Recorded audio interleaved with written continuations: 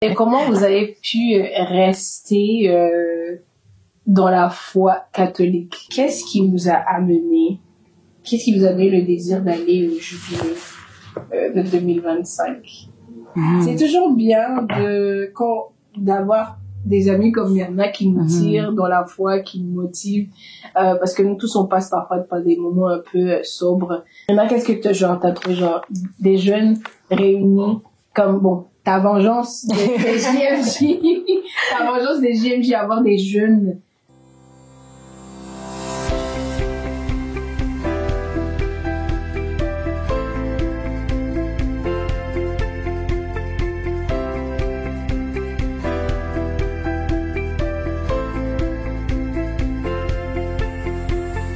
Bonjour, bienvenue sur Catho Talks dans ce nouvel épisode. Aujourd'hui, on va parler de quelque chose de spécial, mais comme on a l'habitude de commencer, on va commencer avec une prière.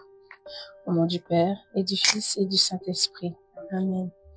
Père éternel tout-puissant, nous voulons te rendre grâce. Nous voulons te dire merci pour cette journée. Merci Seigneur pour tout ce que tu nous as permis d'accomplir. Merci Seigneur de nous avoir réunis aujourd'hui pour ce nouvel épisode, pour ce que tu veux partager avec tes jeunes. Merci Seigneur pour le message qui va être partagé aujourd'hui, pour les cœurs qui vont être guéris, pour les âmes qui vont te retrouver, pour les sourires qui vont revenir sur les visages de certaines personnes. Seigneur, parle à travers nous, que ton Esprit Saint nous guide, qu'il nous illumine, et que ce que nous allons partager aujourd'hui puisse édifier nos frères et sœurs qui vont le regarder. C'est en ton nom puissant Seigneur Jésus que nous avons prié. Amen. Amen. Au nom du Père et du Fils et du Saint-Esprit. Amen. Donc aujourd'hui, j'ai décidé de vous amener à Rome. Bon, presque à Rome. Pour ceux qui ne sont pas partis, Rome vient à nous dans nos salons à travers cet épisode. Donc j'ai des invités aujourd'hui, des jeunes qui ont fait l'expérience du jubilé à Rome de 2025, qui ont eu ce privilège d'aller devant le Saint-Père, de partager, de prier, de rencontrer d'autres jeunes qui ont la foi comme eux, apprendre un peu plus, à visiter des sites sacrés pour nous en tant que chrétiens, en tant que catholiques. Donc aujourd'hui, ils vont nous partager leur expérience, leur vécu, ce qu'ils ont appris, le message qu'ils peuvent donner aux jeunes qui ont peut-être pas eu l'opportunité d'y aller, mais ces jeunes aussi qui cherchent le Seigneur, qui ont ce zèle ou ce besoin de vouloir connecter avec d'autres jeunes à travers le monde. Ok, donc j'ai 3 invités aujourd'hui. Nous avons Karen, Henri et Myrna.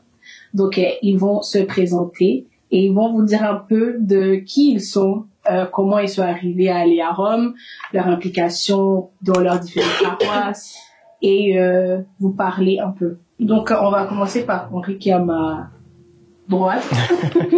Donc tu peux nous parler un peu de toi, qui tu es, et juste un petit aperçu de qui tu es pour que nos frères et sœurs qui te regardent à travers Catho Talks puissent un peu te découvrir. Ok, moi je m'appelle Henri Mvumbi Kombu. Je suis jeune catholique. Je suis à la communauté Bondeko de Tawagatino, la communauté congolaise Bondeko Tawagatino.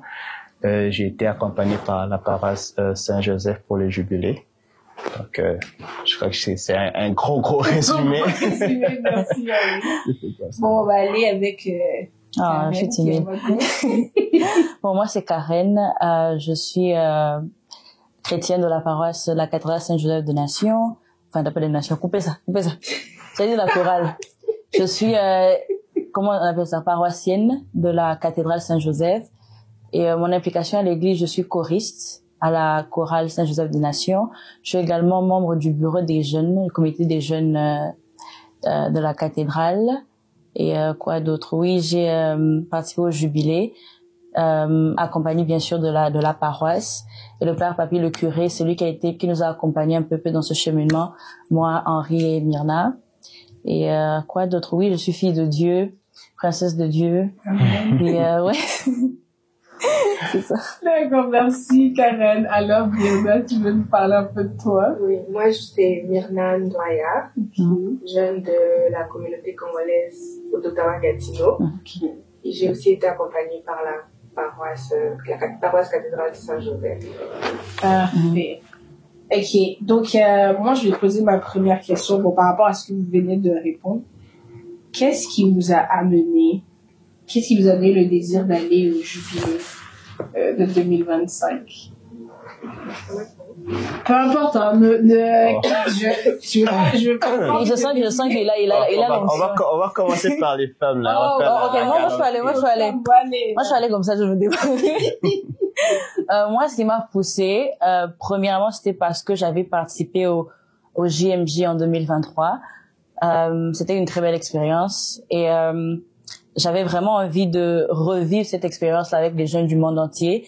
Et je voulais le revivre de manière différente, comme être plus préparée, spirituellement, personnellement, etc. Donc, j'étais vraiment, quand j'ai entendu parler du jubilé, j'étais vraiment, je disais, oh, ça c'est quelque chose que je dois participer. Dieu a fait grâce, il a donné les moyens financiers pour que je puisse y participer. Donc, je suis très heureuse d'avoir vécu cette expérience. Merci, Karen. Oh, c'est toutes les femmes, moi, qui merci. Moi, c'est vraiment comme, je veux dire, une vengeance pour le JMJ de 2023. Parce que je voulais y aller, mais ma situation à cette époque-là, c'était pas trop ça. Du coup, je disais, la prochaine fois, si Dieu me permet d'y aller, je vois pas pourquoi je n'irai pas. Puis quand j'ai vu l'annonce, j'ai juste donné Mais où toi t'as vu l'annonce? Dans le groupe des jeunes. Dans le groupe des jeunes, ok. Mais pour moi, c'était pas une vengeance ou quoi que ce soit. Les hommes sont différents. Peut-être moi, c'est pas une chose que je suis fier de dire comme ça, mais moi, j'étais pas comme très impliqué dans l'Église catholique comme telle depuis 2017, plus ou moins. Donc, je suis revenu comme l'Église catholique plus ou moins en 2024 pour explorer un peu, avoir une différente vision de l'Église catholique. Et tout ce qui était comme activité Église catholique, je connaissais rien. Moi, j'apprenais tout de Myrna. Et quand on m'a parlé de jubilé 2025 à Rome, je dis bon, ok, ça, pourquoi pas aller voir, essayer, voilà, c'est pourquoi je m'étais retrouvé à Rome et je n'ai pas regretté.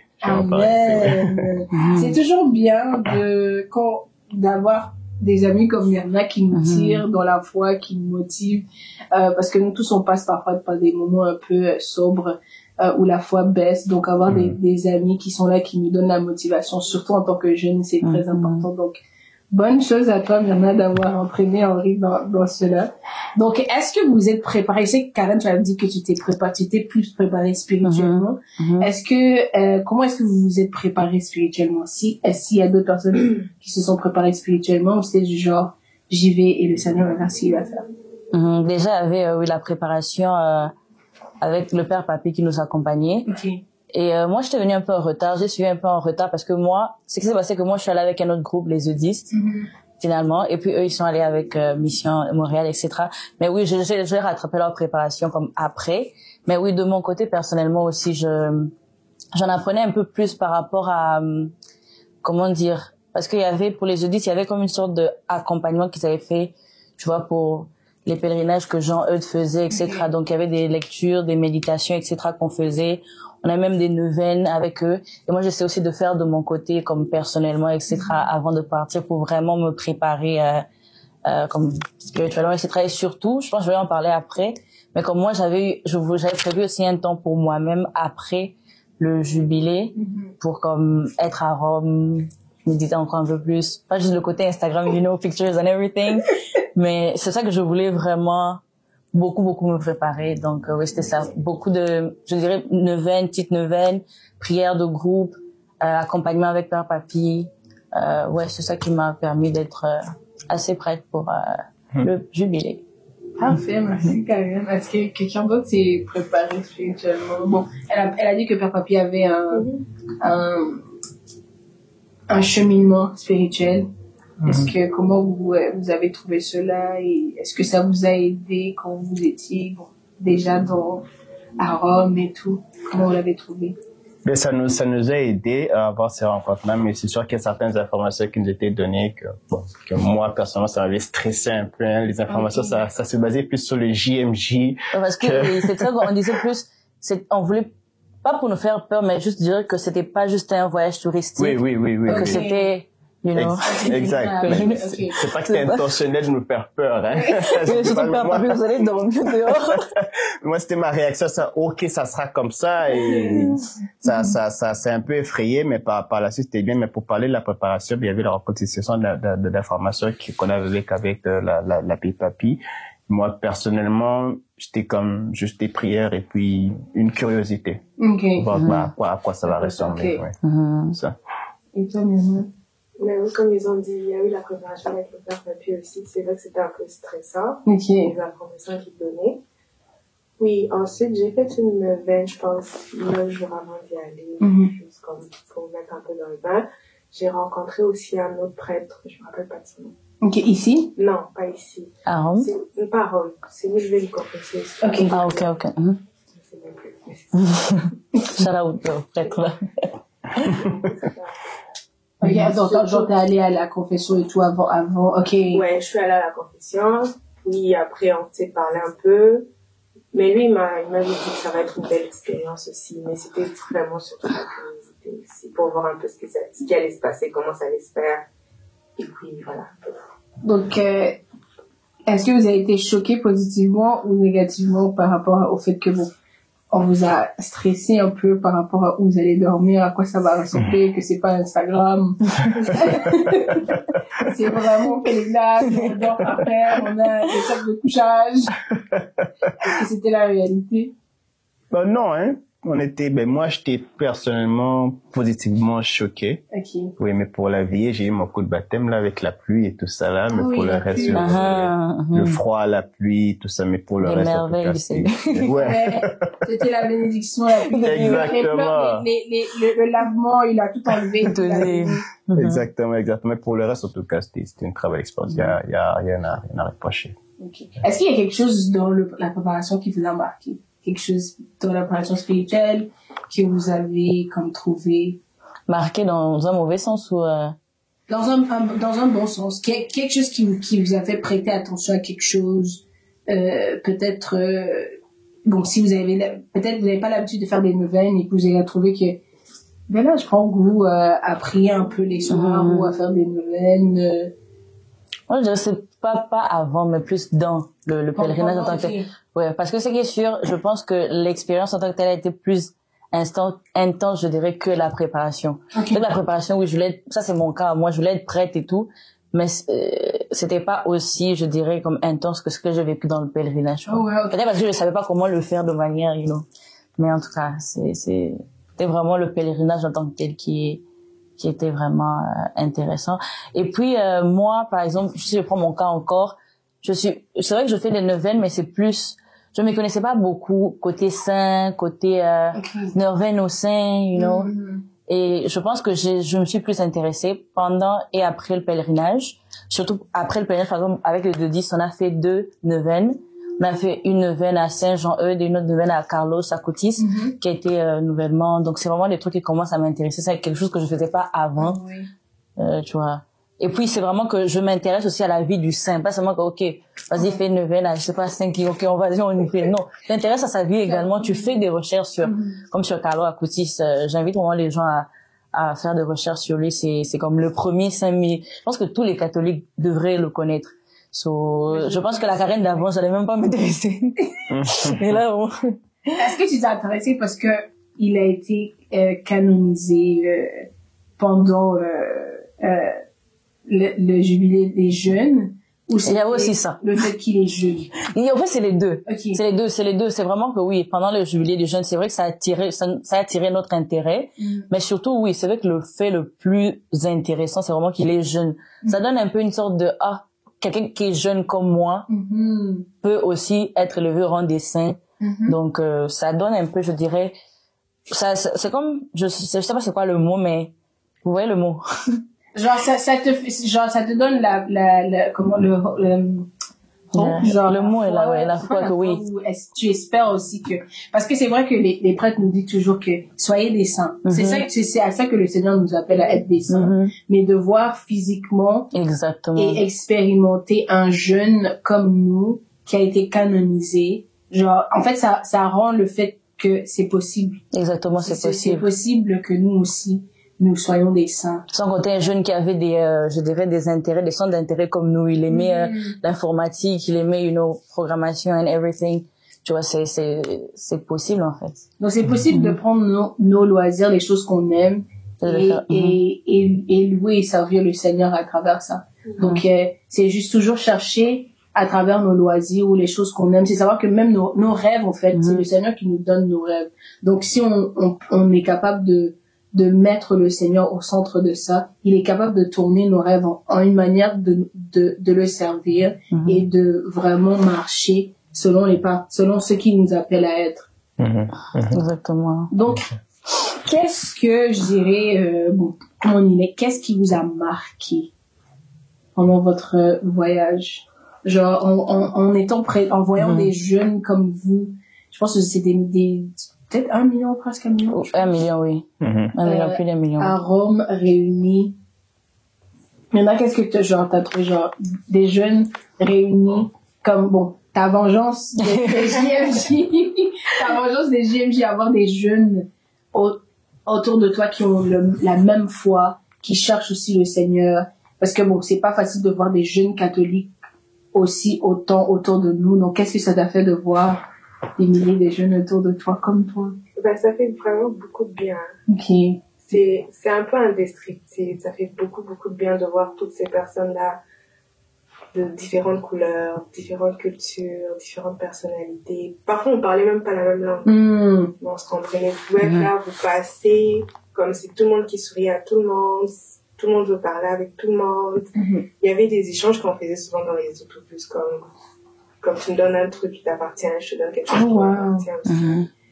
Et vraiment, c'était vraiment pour avoir. Ok, ce que je retiens, ce que tu as dit, c'est comme on peut être d'une culture différente ou on parle une langue différente, mais c'est notre foi qui nous réunit, le fait d'être catholique. On est capable de communiquer. Est-ce que est-ce que vous avez participé à des messes dans différentes langues?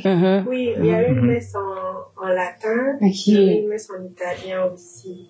Est-ce que vous avez senti le même quand vous êtes dans une messe qui parle qui parle français ou parle anglais, que vous êtes la langue que vous êtes capable de comprendre, est-ce que vous avez pu ressentir la même chose ou c'est plus intense, ce qui est d'une certaine manière? Moi, tu sens comme si tu es toujours à la maison. Je sais pas comment expliquer. C'est comme, moi, je partais à des messes, là où j'étais, à l'auberge, après, des messes en italien. Parce que nous, au jubilé, et faisant en sorte qu'on ait, oui, des traductions en anglais, etc. Mais comme après, c'était vraiment que des messes en italien. J'allais dans les paroisses, tu as les messes vraiment, je sais pas c'était quel moment. En tout cas, comment expliquer? Tu sens que tu es dans la maison, en fait. Et puis, c'est pas seulement le fait que, oui, l'église catholique, on a les mêmes rites, parce que tu sais quoi qui vient après. Non, c'est vraiment le fait que tu sens que tu es dans ta maison, en fait. Peu importe. Et puis, c'est vraiment, que tu te rends compte que même si je finis aujourd'hui à Amsterdam, je sais pas c'est où, même si en Pologne, je sais que quand j'irai à la maison du Seigneur, je vais me sentir comme chez moi. Peu importe si ça parle chinois ou je sais pas. Donc, c'est vraiment ça. C'est ça, c'est on est vraiment, comme on dit catholique, c'est vraiment universel. Exactement. Exactement. C'est vraiment ça. C'est vraiment ce qu'on Et t'as parlé des échanges dans les autobus, que vous échangez des objets souvenirs. Oui. Qu'est-ce que quelqu'un t'a donné qui t'a marqué, toi, et que aujourd'hui, quand tu le regardes, c'est comme, je suis tellement fière du... Moi, j'en ai pas pris. T'en es pas... J'ai vu faire, moi, j'en ai pas pris. Moi, j'avais rien à échanger, donc on n'a pas pris. J'ai vu des gens le faire. Ok. Mais je sais que à la GMJ, on avait aussi cette expérience-là d'échanger. Moi, j'avais rien à échanger, mais on m'avait donné quand même. Donc, je pense que je sais pas si je me suis forcée de prendre. Mais moi, avant, ça me gênait parce que, mais après, j'ai commencé à prendre aussi. Parce que moi, j'avais rien également à donner aux gens. Mais moi, c'est ça, mais après, il y a des gens qui donnent. Au début, il y avait des gens qui venaient vraiment comme, non, prends, tu n'as rien, mais je veux que tu gardes quelque chose de moi. Donc, toi, est-ce que, t'as aussi échangé ou t'avais... J'ai échangé, j'avais comme les croix que Mission Jeunesse nous avait donné. J'avais donné une croix à une autre personne, et puis il y a une personne qui m'a donné comme un bracelet, c'était une catholique libanaise. Parce que ce qui m'avait impressionné, c'est de voir que c'était écrit en arabe. Je vois que comme le catholicisme, c'est pas une question de langue et tout ça, tout écrit en arabe, c'est ok, c'est... Est-ce que c'était quelque chose, c'était libanais ou quoi? Pardon? Tu sais si la personne était libanaise? Oui, parce qu'elle l'a dit. Il y avait beaucoup de Libanais aussi au jubilé. Exactement. Donc, c'était ça qui m'a vraiment touché. C'est aussi dans le groupe aussi avec qui on est parti, il y avait des catholiques, d'origine égyptienne qui parlaient arabe aussi. Voir ça, c'était comme, ok, c'est vraiment sans limite. C'est pas une question de langue, c'est pas une question de culture, c'est une question de la foi. Tu peux vivre ta foi à travers ta culture, à travers ta langue. C'était vraiment ce qui est impressionnant pour moi. Et le voir, je l'ai toujours à la maison, là. C'est toujours tout ce qui est marquant pour moi. Ok. Bon, quand vous avez, moi, je suis toujours impressionnée de voir des jeunes qui ont un zèle, qui sont vraiment zélés. Est-ce que, à GMJ, j'ai vu des gens très zélés. Je sais pas, au jubilé, est-ce que vous avez vu des jeunes très zélés qui étaient vraiment, pas seulement venus pour participer, mais ils étaient vraiment comme, engagés, qui se disent quand je vais rentrer là, mon zèle il est à 2000. Moi j'ai vu. Mais là tu parles de nos groupes restreints. Non mais genre vous avez dû rencontrer, j'imagine que vous avez dû rencontrer d'autres jeunes dans d'autres paroisses ou d'autres pays. Genre est-ce qu'il y avait peut-être dans vos échanges qu'il y a une personne ou quelques personnes qui vous ont marqué par leur zèle ou bien leur manière de prier, il y a quelque chose? C'est plus les gens dans mon groupe qui m'ont marqué. Peut-être que j'étais égoïste et j'étais trop dans mon groupe. C'est vrai que quand on parlait avec des gens autres dans le groupe, c'était juste, yeah, where you from? Puis le cadeau et tout. Mais moi, c'est plus vraiment les gens, dans mon groupe, en tant que tel. Et surtout de voir, comme j'ai dit, c'est le même groupe avec qui j'étais allée au JMJ de 2023.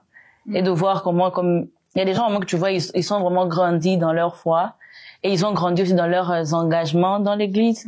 Donc c'est vraiment des choses qui motivent aussi, qui disent oui, ça devrait me motiver aussi à faire plus également, que ce soit dans mon église, dans ma génération, dans ma communauté, etc. Donc oui, moi c'est plus les gens que j'ai vus, que j'ai rencontrés après et voir que ils sont pas juste stagnés ou qu'ils sont pas juste éloignés, mais ils font plus encore. Et ça donne un peu plus de motivation de faire encore plus pour ta communauté. Donc, ouais, c'est à peu près ça. Personne dans votre groupe. J'essaie de voir, mais comme des gens qui m'ont inspiré comme peut-être pendant les activités. C'est Myrna, tu sais pas. Non, mais je sais. Tu veux dire, non, je veux me dire hello. On va parler. Oui. Non, mais bon, elle impète sur le spotlight. Là, je vais pas la mettre comme à l'aise sur ça, mais elle essaie, mais espère sur beaucoup de choses, spécialement sur le catholicisme et tout. Sa façon d'être engagée, de prier et puis d'être vraiment dans la spirituelle même de l'église catholique, ça c'est sans doute. Et parlant de pendant le jubilé, c'est vrai que j'ai vu des jeunes qui parce que quand on entrait dans les lieux saints, il y avait deux choses qui se passaient. Deux attitudes. Il y avait l'attitude de wow, le cathédrale c'est beau, regarde, et puis l'attitude de ok, je vais me recueillir. Et je voyais des gens qui c'était plus dans cette attitude de ok, je vais me recueillir dans telle place pour prier, pour avoir un moment de silence. Et moi, ça m'inspirait beaucoup. Et puis, j'ai eu la chance comme d'échanger avec ces personnes-là par la suite et j'ai compris que c'était une question de leur intention personnelle et puis partant de leurs défis personnels qui comme partaient dans ces espaces-là, dans ces lieux-là pour qu'ils se sentaient appelés à le faire. Puis moi, c'était très inspirant pour moi. Et puis, à l'instant même, là, comme j'ai commencé à naviguer le deux. Le touriste wow et puis aussi se recueillir dans... Exactement. Ça, ouais. Mais j'ai pas demandé, ça vient de me passer à la tête. Tout le monde est né, grandi catholique? Oui. Oui. Ok. Donc comment, en tant que jeune, vous avez pu, on va un peu sortir dans le contexte du jubilé. Eh oui.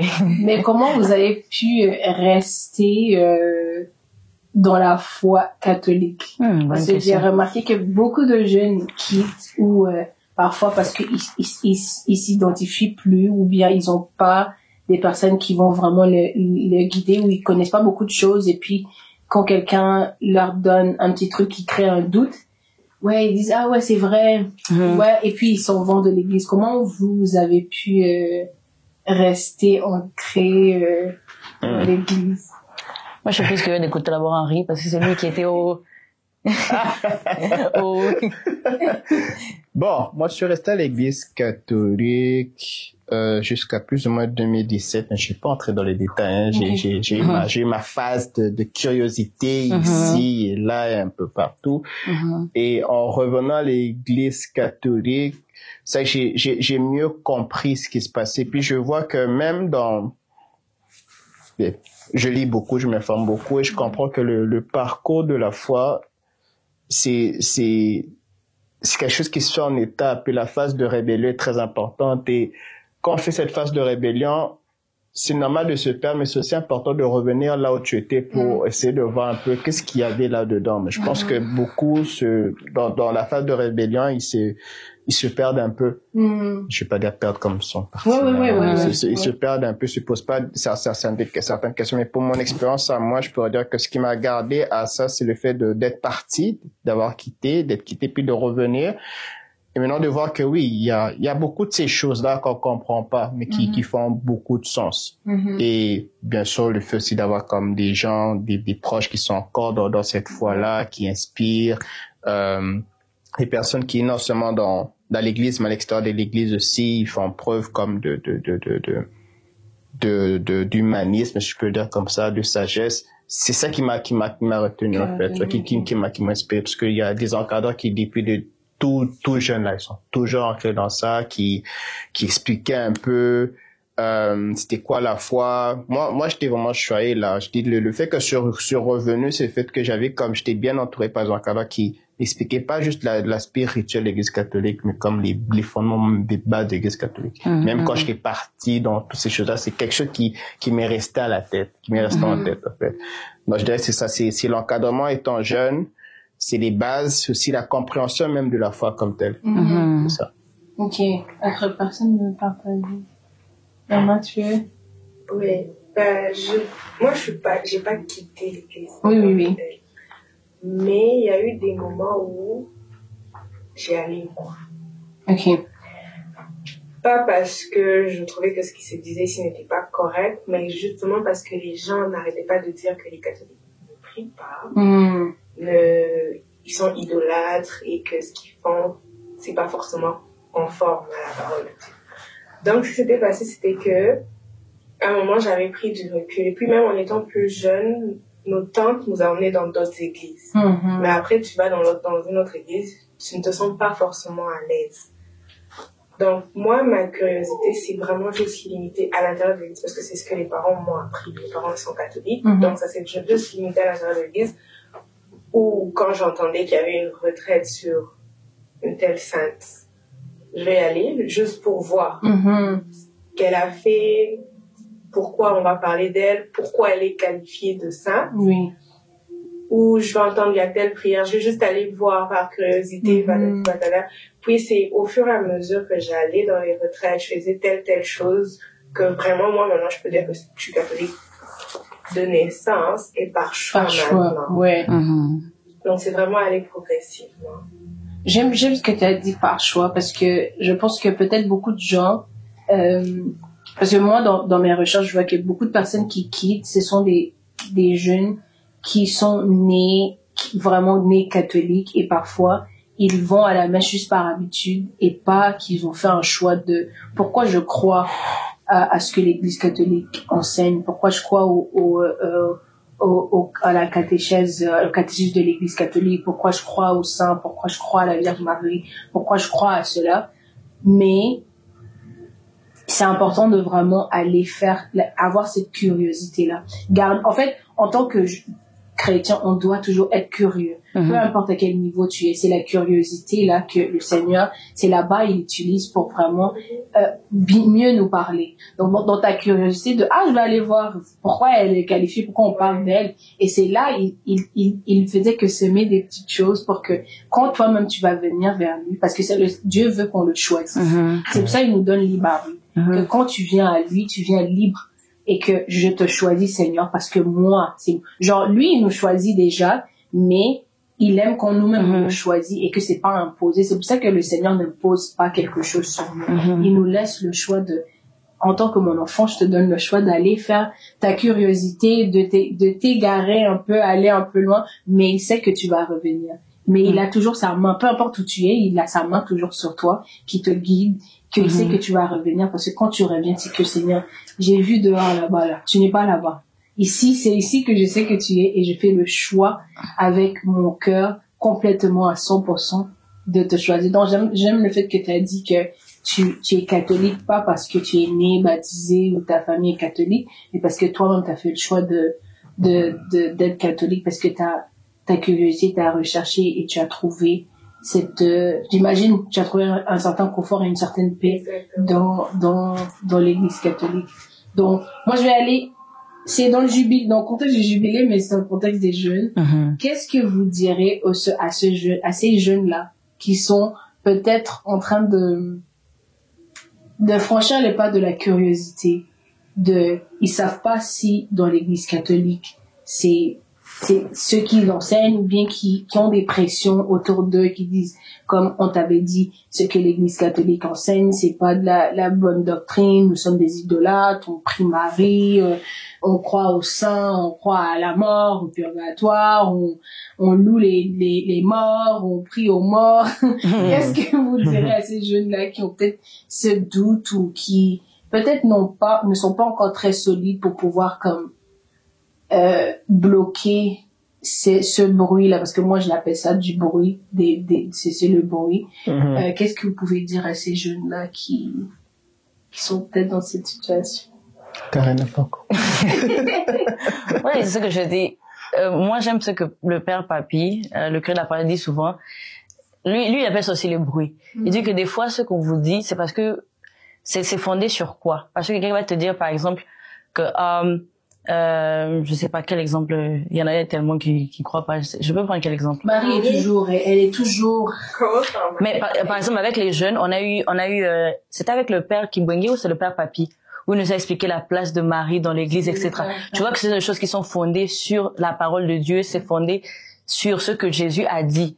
Donc généralement c'est aussi quelque chose que je nous reproche, je nous mets dedans. Les jeunes catholiques, de fois par exemple, soit on lit pas notre Bible, ou soit on ne sait même pas les catéchismes de l'église, on sait pas c'est quoi l'église, quelles sont les valeurs fondamentales de l'église. Donc c'est normal que quelqu'un d'autre de l'extérieur puisse te mentir sur quelque chose. Par exemple, si moi je dis quelque chose par rapport à ton père, si toi tu connais ton père, tu sais que non c'est faux parce que je le connais. Si tu ne le connais pas, tu n'as jamais discuté avec lui, c'est normal que tu sois troublé parce que comment ça se fait, il dit la vérité. Mais si tu le connais, tu seras en mesure de défendre ça. Donc c'est en connaissant le fondement de notre foi, c'est en connaissant l'église, en connaissant surtout la parole de Dieu. Personne ne peut venir te mentir. Si personne te ment sur Genèse 4, 3 à 10, mais la continuité de Genèse c'est quoi? Parce que tu peux pas sortir. C'est pas le contexte aussi. C'est ça le contexte. Parce que des fois les gens, c'est pas pour juger, mais ils aiment sortir. Et puis si tu es quelqu'un, tu lis pas la Bible, c'est normal qu'on va parce que il te dit oui, ça dit ça, que oui, ne partez pas, mais qu'est-ce que ça disait? C'était quoi le contexte? Donc il faut vraiment que on connaisse qui on est, on connaisse notre identité, on connaisse le fondement de l'église pour qu'on ne puisse pas les bruits ne vont rien te faire en fait par rapport à ça. Ça reste des bruits. Ça reste des bruits. Donc c'est à peu près ça. Moi je dirais faut normaliser le doute. Faut normaliser le doute, faut normaliser l'incertitude parce que il y a une chose que j'avais lu quelque part qui disait comment tu vas savoir si que c'est la vérité si tu l'as jamais confronté à d'autres réalités.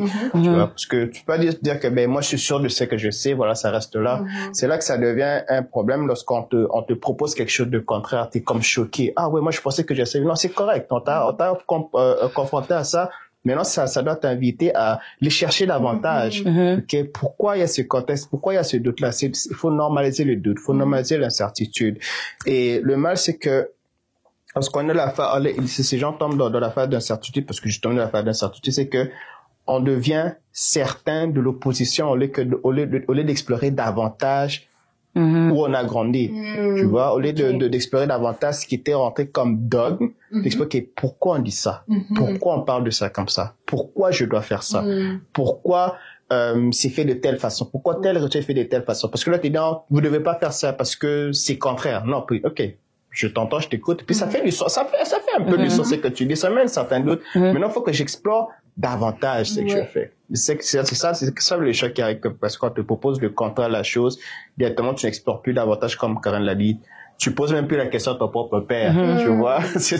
Tu dis, papa, on m'a dit que tu avais volé quand tu avais 5 ans. Qu'est-ce que c'est, voilà, qu'est-ce que c'était pour moi? Parce que raconte-moi, et puis ton père peut t'expliquer, oui, il y avait ça, le contexte, c'était ça, ah ouais, c'était pas un vol, c'était ça, ok, les gens ont vu ça, et puis tu comprends mieux. Bon, maintenant, on rentre dans les bruits, on t'a dit le contraire, et puis ça peut aussi tomber, ce qui arrive, ça peut aussi tomber pendant une période où toi et ton père vous entendez pas, par exemple. Et quelqu'un pointe, ça dit, ah, ça tombe, voilà, c'est exactement ça. Et le cerveau fait, le cerveau sait faire des liens. Ah ouais, ça tombe, ah ouais, c'est vrai, parce que, la dernière fois, on a des mecs qui n'avaient pas d'argent, là, qui mentaient, là, lui, moi, depuis longtemps, tu vois, ça rentre un peu dans cette essence. C'est vraiment important d'avoir un doute, il peut lui poser la question d'être curieux. Ce qui est questionné, c'est important. Exactement, c'est très important, oui. Surtout quand on est jeune. Questionner, c'est important. Et de ne pas avoir peur d'être dans l'erreur. Exactement. Et le doute, encore une fois, le doute et l'incertitude, la phase de rébellion, c'est tout à fait naturel. Si t'es pas arrivé à ce stade-là, ta foi n'est pas encore solide. Moi, je parle d'expérience sociale. Si t'es pas traversé comme un moment de doute, tu sais que tu sais, t'es pas encore solide. Et c'est le même aussi de la relation interpersonnelle. Si je te crois, je te parle, et puis si il y a pas eu un jour, j'ai douté de toi, mais il y a rien qui sera solide entre nous. Tu vois. En résumé, Henri a besoin de doute. Je te dis. C'est très important, mais oui. Mais oui, important. Et toi, Miaou? Moi, je vais juste comme un peu résumer ce qu'ils ont dit. Je dirais de faire des recherches aussi.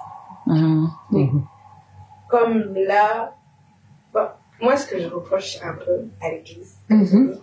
Vas-y, ici, là, on peut faire des reproches. T'inquiète pas, Catotox fait des reproches. Il y a des épisodes, on a fait beaucoup de reproches à l'église. C'est que, on n'a pas de séance d'information. Même là, elle a parlé de la place de Marie. On nous dit que Marie, c'est la mère de Dieu. Oui, on le sait. Mais pourquoi vous priez avec Marie? Pourquoi il faut vénérer Marie? Parfois, les jeunes ne le savent pas. Et puis, ils ne le savent pas aussi parce qu'ils ne viennent pas. Mais comment ils vont venir si on ne dit pas que ça va être une séance d'information? Tu vois? Comme les saints aussi. On est ici, j'imagine que c'est pas tout le monde qui croit aux saints, qui prie les saints, par exemple. Moi aussi, oui. Bon, je connais pas tous les saints, je connais pas tout le... Voilà. Oui, c'est la même chose. Nous, ça c'est mon exemple encore, on est parti à Rome. Beaucoup de jeunes étaient comme, moi, je vais aller voir Carlo Acutis.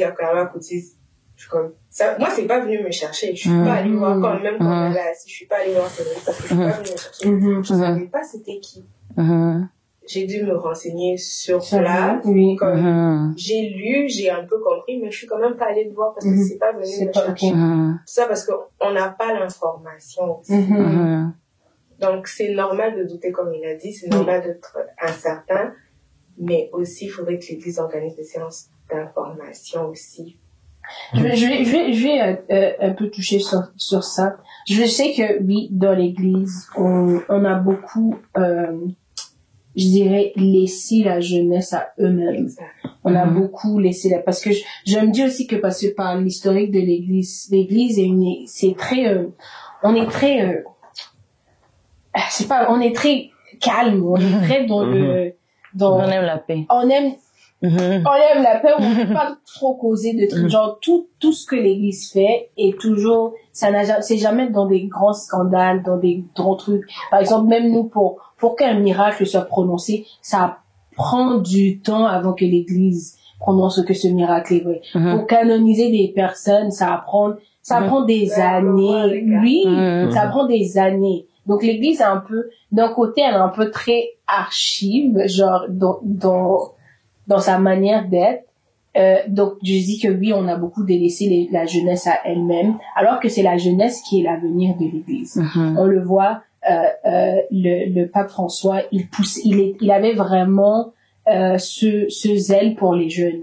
Même le pape Jean-Paul II, il poussait vraiment les jeunes à vraiment se donner dans l'église. Il encourageait beaucoup les jeunes. Je sais que le pape Jean-François, Jean-Paul II a fait sortir des livres où il parlait de la jeunesse. J'ai pas ces noms-là, mais je sais aussi que le pape François, à la JMJ 2023, il a encouragé des jeunes, il a donné les messages pour les jeunes qui étaient vraiment, moi en tout cas, ça m'a fait couler des larmes. Je suis sortie de la JMJ avec un autre zèle. En fait, les JMJ, c'était quelque chose qui a déclenché le fait que j'ai su entendre l'appel de Dieu sur ma vie ou accepter, mais c'est passé par ça, c'est passé par le message du pape Jean-François qui a poussé les jeunes que même avec le doute, même avec la peur, lance-toi. Le Seigneur, il est là. Il t'a appelé. Peur, il n'a pas l'âge, en fait. Il nous appelle à n'importe quel moment, mais il nous donne ses outils. Lui, il y a ce fait que l'église, on n'a pas su, on ne ressent pas beaucoup on n'a pas beaucoup ressenti ce soutien-là. Mais je dis que je vois que, par exemple, ici à la paroisse ou au diocèse, je sens que ça change un peu. Ça commence à donner un peu plus, on pousse un peu plus la jeunesse à s'impliquer, à trouver sa place dans l'église, à s'affirmer dans ce qu'on fait, que genre tout n'est pas oui parce que l'église a fait ça il y a 100 ans, il y a des milliers 12 000 ans, 2000 ans depuis début Jésus, qu'on va continuer dans ce sens sans questionner. Donc oui, il y a ça, mais si je voulais dire, mes frères et sœurs, l'église commence à faire, donc commencez à venir aussi. Commencez à venir aussi. Commencez à vous impliquer aussi. Donc, on peut faire des sessions d'information, oui, mais il faut aussi que les jeunes viennent. Il faut que c'est ça que nous on a remarqué, qu'on peut avoir des événements de jeunes, mais la participation des jeunes est très minime. On sait pas, qu'est-ce qu'on peut faire? C'est quel marketing on peut faire dans l'église catholique? Donc on commence à forcer les gens, alors. Peut-être, je sais pas si c'est forcé, mais je me dis que peut-être, par exemple, sur cette plateforme, avoir des jeunes comme vous qui viennent partager votre expérience, peut-être les jeunes qui vont regarder, ils vont être inspirés de se donner aussi, de savoir que peu importe où ils sont, peu importe le moment qu'ils traversent, ils peuvent s'impliquer, et que c'est pas mauvais d'avoir de doute, ou c'est pas mauvais de ne pas avoir à 100%, mais de creuser dans le talent que le Seigneur, parce que Dieu nous a donné chacun un talent. Chacun, on fait partie du corps du Christ. La main ne peut pas faire ce que l'œil peut faire, mais on travaille tous ensemble. Donc de savoir que tu as un talent, l'autre a un talent, mais il faut travailler ensemble, il faut se donner. Et il faut savoir que tu connais pas tout, tu sais pas tout. On a besoin des uns des autres pour pouvoir grandir et pour pouvoir vraiment œuvrer dans la vie du Seigneur. Donc les jeunes, oui, on reproche. Ne vous inquiétez pas, moi je reproche beaucoup de choses à l'église, mais vous aussi. Je vous reproche de ne pas venir. Je vous reproche aussi de ne pas vous impliquer. On a besoin de vous, on a besoin. Sinon, écoutez, l'église ne va jamais mourir. Je sais, l'église ne va jamais mourir, mais on a besoin de vous. Le Seigneur a besoin des ouvriers dans sa vie. La moisson est grande. Ah, la moisson est grande, mais peu d'ouvriers. Donc, quel est le message? Si chacun de vous a un message à donner aux jeunes, vous les regarder dans une caméra. Where's my camera?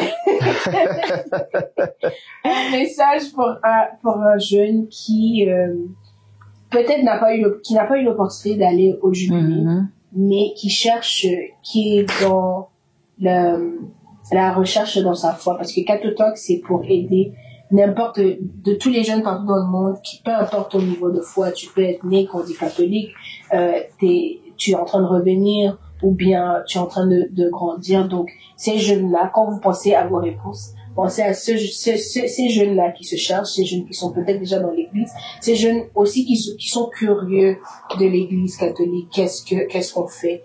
Qu'est-ce que vous pouvez leur dire dans cette année jubilaire qui est, pour moi, j'ai un épisode où je disais, cette année, c'est une année où il y a beaucoup de grâce, il y a beaucoup de bénédictions. Amen. Donc, qu'est-ce que vous pouvez dire à ce jeune-là qui regarde cet épisode-là, qui n'a pas pu aller à Rome, mais qui veut pouvoir vivre l'année jubilaire différemment.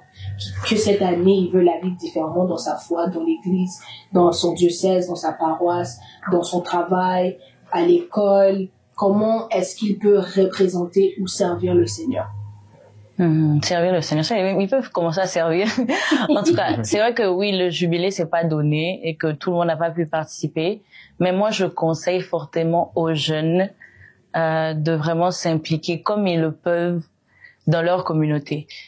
Tout le monde ne peut pas servir, etc., chanter, etc., mais je suis sûre que chacun est appelé, comme chacun a une place dans l'église. Donc je trouve que quelqu'un peut s'asseoir là et se dire, ok, c'est vrai que tu n'es pas appelé à chanter ou je sais pas à faire quoi, mais chacun est appelé à faire quelque chose dans l'église. Et pour les jeunes qui, je sais pas, qui n'ont pas d'église ou soit qui n'y vont pas fréquemment, je vous invite fortement à vraiment trouver une église et à vraiment vous impliquer, que ce soit dans un comité de jeunes ou dans un groupe de jeunes. Juste trouver une assemblée où vous pourrez servir Dieu ensemble. Parce que c'est vrai, des fois j'entends les gens dire que avec tout ce qui se passe à l'église, moi je préfère prier seul à la maison. Ok, c'est moi et ma relation avec Dieu. Oui, c'est bien beau. Mais c'est lui-même Dieu là qui a dit.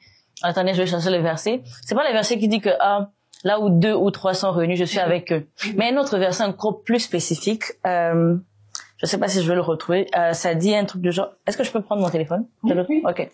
Moi, je l'avais mis, mais j'avais trop aimé. Je pense que je l'ai mis dans mes notes. 2 secondes. Vous pouvez regarder la pub en attendant. Karen va nous sortir un verset pour vous édifier. Ah oui, c'est ça. Je pense que c'est Hébreux 10, 24, verset 25. Ça dit, veillons les uns sur les autres pour nous encourager à l'amour et aux belles œuvres. N'abandonnons pas nos assemblées comme certains en ont l'habitude. Au contraire, exhortons-nous mutuellement, et cela d'autant plus que vous voyez s'approcher le jour. Donc, c'est-à-dire qu'on doit s'exhorter, on doit être en communauté. On n'est pas fait pour être seul. Même les scientifiques le disent. On est des animaux sociaux et tout. Et même que ce soit spirituellement, je trouve qu'on s'affermit mieux ensemble. Comme on dit, que les faibles supportent les forts, etc. Donc, c'est vraiment de trouver une communauté, de trouver des gens avec qui tu pourras grandir dans la foi et tu pourras en prendre un peu plus sur la foi. Et je pense que entre nous, on s'édifie beaucoup. Je peux apprendre, je sais pas, des choses sur Nelly que moi je connaissais pas, ou des choses qu'elle peut apprendre chez moi aussi. Je pense qu'on peut s'aider toujours mutuellement, et surtout aussi dans la foi aussi. Donc c'est vraiment important de s'engager, ou aussi de faire partie des assemblées. Et aussi, je pense que, comme tu disais, même, on est entré dans l'église, en ce moment, on est entré vraiment les jeunes, on est entré d'entrer. On est vraiment en train de, être assez actifs. Et c'est quelque chose que j'ai vraiment aussi remarqué, même dans la jeunesse de Gatineau ici, quand j'ai participé à la table diocésaine, etc. Donc, il y a beaucoup des jeunes qui veulent vraiment créer des groupes, ce qui est sûr, il y a des jeunes, en fait. C'est juste que, oui, il faut aller chercher, comme Henri disait. Il faut aller chercher.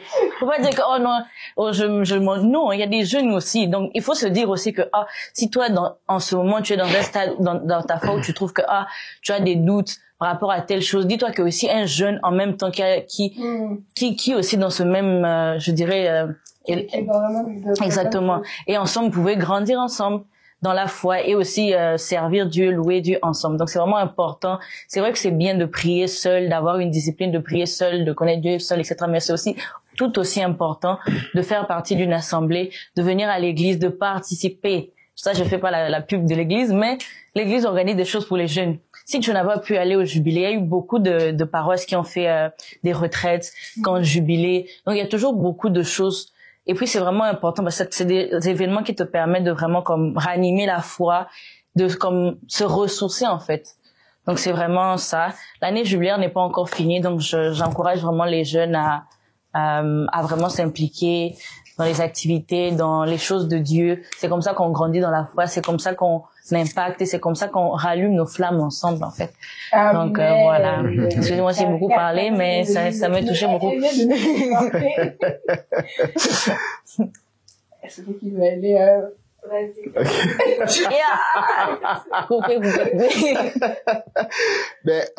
Moi, j'insiste encore que le doute, c'est normal.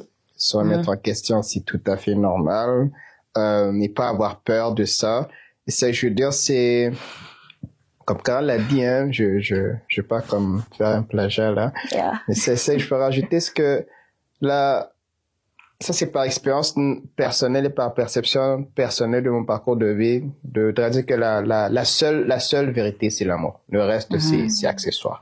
Voilà. La seule vérité, c'est l'amour, le reste, c'est accessoire. Et tout ce qu'on recherche, c'est l'amour divin à travers nos relations interpersonnelles. Donc, si tu sais que tu as quelque chose à offrir, si tu sais que tu as quelque chose à donner, on a toujours nos différends entre êtres humains. C'est naturel, ça va jamais s'arrêter. Il n'y a pas une place, tu vas partir où tout va bien. Impossible. Parce que à chaque fois que tu pars là-bas, là, tu vas travailler encore un autre humain comme ça, là. Tu vas te fatiguer. Donc, ça va pas changer. Donc, apprendre à surpasser certaines choses, à rester curieux et à garder à l'esprit que c'est juste l'amour qui nous unit. Et il y a un adage je l'appelais ça, je n'étais pas forcément chrétien, Ramdas, qui dit, il est dit en anglais, hein, we're walking each other home. Donc, on ramène tout le monde à la maison, tu vois. Pas une personne qui te blesse, une personne qui te fait du bien, une personne qui te blesse, indirectement t'appelle à l'amour, à t'aimer encore plus davantage. Une personne qui t'aime t'encourage encore dans de l'amour. Donc, chacun dans nos différentes interactions, on s'accompagne dans la foi. Et c'est ça. C'est que j'ai dit ça, c'est pas trop loin là. C'est ça, c'est toi, c'est la sagesse, ça parle. Ça fait plaisir. On va laisser Myriam. La douce. Le mot de fin, le dernier encouragement. Moi, je pense pas qu'on demande essentiellement aux jeunes d'être catholiques. Essentiellement. Moi, je dirais juste que il faut prier Dieu où l'on se sent bien. Donc, comme Karen l'a dit, il serait important pour chacun de trouver une communauté pour pouvoir prier Dieu. Il y en a qui peuvent être timides aussi, hein, qui veulent pas aller à l'église, qui peuvent peut-être prier juste, peut-être que Dieu leur amène juste une seule personne qui pourra être ce chemin-là, cette porte d'entrée pour pouvoir aller à l'église aussi, aller dans les... T'es pas obligé d'aller dans une grosse église pour la première fois, peut-être aller dans une petite assemblée, des rencontres hebdomadaires, et puis ça peut être déclenché par là aussi. C'est pas la pub. Donc, en un mot, genre, je vais dire la phrase et tu vas d'aller compléter. Ok. En un mot pour toi. Ah, ok, je pensais que c'était une quiz. En un mot pour toi, le jubilé de Rome, c'est? Renouveau. Connexion. Espérance. Donc, connexion. Non, connexion là-bas. Renouveau. Connexion et espérance. Voilà voilà les 3 mots de l'année jubilaire venant des jeunes qui sont allés à Rome, qui ont vu le Saint-Père, qui ont participé avec d'autres jeunes du même âge, des jeunes qui ont qui avaient le désir d'aller rencontrer, visiter des sites plus spéciales. Donc, Karen l'a dit, impliquez-vous à la paroisse. L'année jubilaire n'est pas finie. Si vous n'avez pas pu aller au jubilé de Rome, il y a des activités que vous pouvez faire dans vos paroisses. Nous, par exemple, à la paroisse Saint-Joseph, on a les JMJ diocésaines qui s'approchent très vite en novembre. Donc, venez participer, rencontrer d'autres jeunes comme vous, qui ont soif de Dieu, qui ont soif de Jésus, qui ont soif de le servir, qui ont un zèle, qui cherchent aussi la communauté, qui cherchent à se ressourcer. Il y aura plein d'activités de ressourcement. En tant que jeunes, on va discuter des sujets qui nous touchent, des sujets qui nous affectent dans la société d'aujourd'hui. À travers le Seigneur, par sa parole, il va nous donner des mots d'encouragement, des paroles qui vont savoir nous guider dans notre cheminement, dans ce monde qui devient de plus en plus, je vais dire de plus en plus noir. On a besoin de se soutenir les uns les autres. Karen l'a dit. Et moi, je suis encore plus, je sais pas si je vais dire le mot en français, mais je pense que le mot c'est émerveillé par vous d'avoir participé en tant que jeune. Je suis toujours émerveillée de voir des jeunes qui participent, qui se donnent pour le Seigneur. Donc, merci beaucoup d'avoir partagé vos témoignages, vos joies, vos peurs, vos doutes. J'espère que vraiment vous avez trouvé ce que le Seigneur avait pour vous à Rome. Et merci à vous, mes frères et sœurs, d'avoir écouté cet épisode. Si ça vous a touché, ça a marqué. Même si ça vous a pas encore touché, partagez-le avec un ami, partagez-le avec votre famille. Et on se retrouve à très bientôt pour un nouvel épisode sur Catholic Talks. Merci beaucoup. Au revoir.